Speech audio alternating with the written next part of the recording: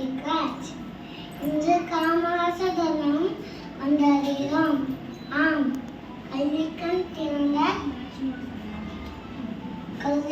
திறந்த நம் காமராசர். இவர் ஆட்சி செய்த காலம் தமிழகத்தின் பொற்காலமாகும்.